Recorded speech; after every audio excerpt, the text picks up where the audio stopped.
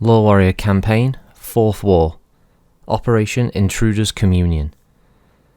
With the only active fighting occurring on the Davian-Curita border, Chancellor Maximilian Laud took advantage of the lull to catch his breath. The Federated Suns had taken huge bites of Capellan territory. Knowing that this lull couldn't last forever, Chancellor Laud searched for a way to strike back at the hated House Davian. One of the few bright spots of Operation Riposte, the failed Capellan operation to cripple the Davian offensive by striking at supply points within the Federated Suns, had been the recovery of files and information from a small NAIS laboratory on the planet Axton. Though the Capellans captured nothing with military application, they did learn the location of a major military research lab on the planet Bethl. The 4th Tau Ceti Rangers and a special commando squad spent weeks of meticulous planning and rehearsal before their 3-day trip to Bethel in Operation Intruder's Communion. They landed on the 9th of April to face Delta Company of the Davian Light Guard. Delta Company is one of the AFFS's more successful innovations. Instead of the standard 12 mechs, Delta Company had 27 light mechs under the command of Captain Andrew Redburn. The unit had proven its worth many times already during this war, and as a reward for its victories during Operation Ambush, the unit was sent to Fort David, a quiet AFFS base located near a few small computer firms on Bethel. When sensors picked up the Rangers' dropship heading for Oakland, Bethel's industrial centre and site of a reactor assembly plant, Captain Redburn ordered most of his company loaded onto Delta's Overlord dropships. By the time Delta Company redeployed, the Laos Special Commando Unit, in its own dropship, split off from the Rangers and headed directly for Fort David. The nearby Teradyne Corporation was the only target that Captain Redburn could identify, but it hardly seemed worth the effort, for Teradyne manufactured electronic products for civilian computers. Though he couldn't imagine the Capellans knew about the NAIS lab, Captain Redburn had to protect it. He turned over control of the 23 mechs that had already unloaded to Lieutenant Robert Crayon, his second-in-command. The captain's mech and 3 others remained on the dropships as they burned back toward Fort David. At Oakland, Crayon deployed his mechs in a ragged crescent that took advantage of cover provided by woods and the few hills in the area. By this time, Lieutenant Crayon had assumed that the attack against the plastics and metal industries near Oakland was just a diversion to cover the mission's real objective at Fort David. Lieutenant Crayon hoped to blunt the enemy's first attack and then send the Lao unit running. If the attack were only a diversion, he reasoned, the Capellans would probably not push on once the going got rough. The Lao Overlord landed west of Oakland, as expected. 2 Wasps from Delta Company's Eagle Lance observed the ship's landing and recognized the mechs disembarking from the ship as members of the mercenary 4th Tau Ceti Rangers. Lieutenant Crayon knew the Rangers' medium mechs could force their way through this formation. Through landlines, communication cables that hook mechs to mechs, Lieutenant Crayon passed his plan through the company.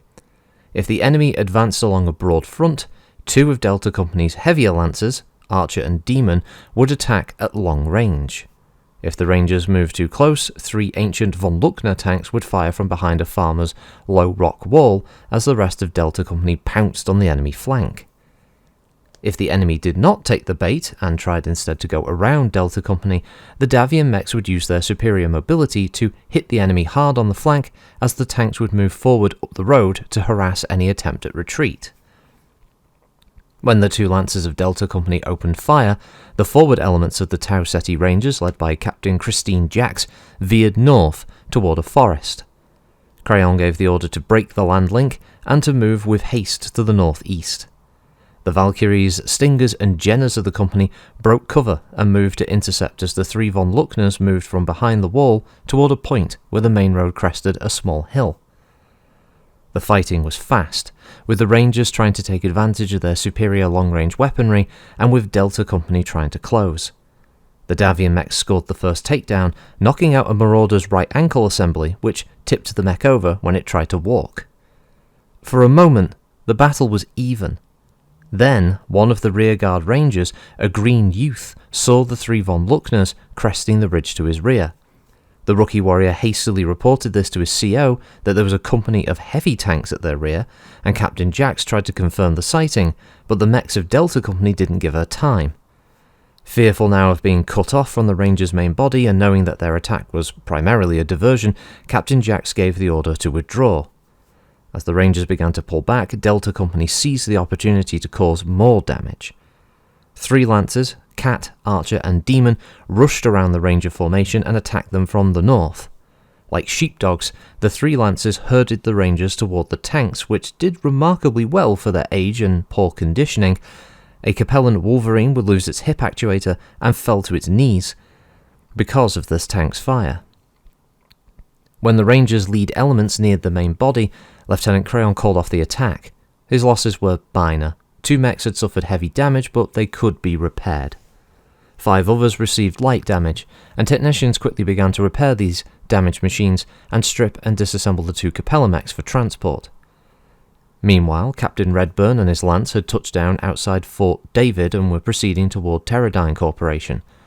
As they passed the main gates of the company and were rounding the turn leading into the complex of lab buildings, a flight of missiles from a grove of trees caught warrior Gerald de Ridefort and hit him in the thigh and head area. Captain Redburn returned fire with his Centurion's autocannon.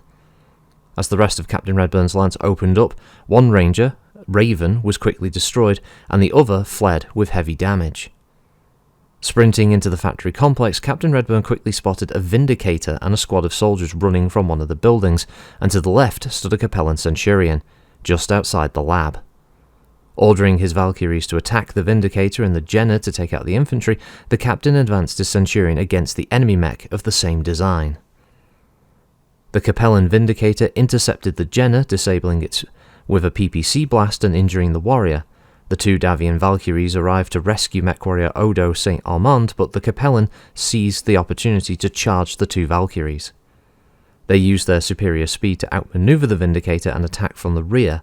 Several of the missiles broke through the armor and quickly laid waste to the enemy mech's heat control systems. Seeing his mech's heat levels rising uncontrollably, he punched out. Captain Redburn now had reached the last Capellan mech, and the 2 Centurions now faced each other.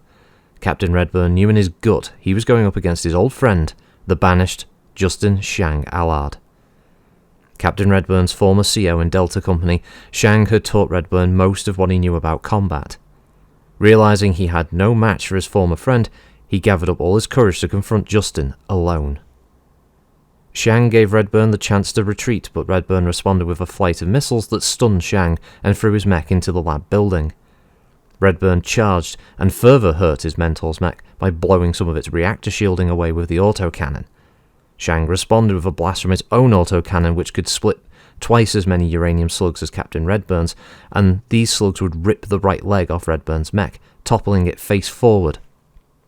Justin Shang honoured his past friendship with the captain by not killing him.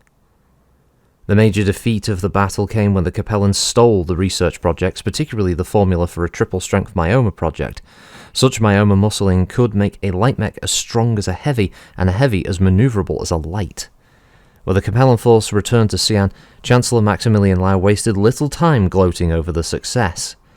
Expecting another wave of Davian attacks, the Chancellor ordered scientists to analyze the formula and begin outfitting mechs with these new myoma bundles as soon as possible.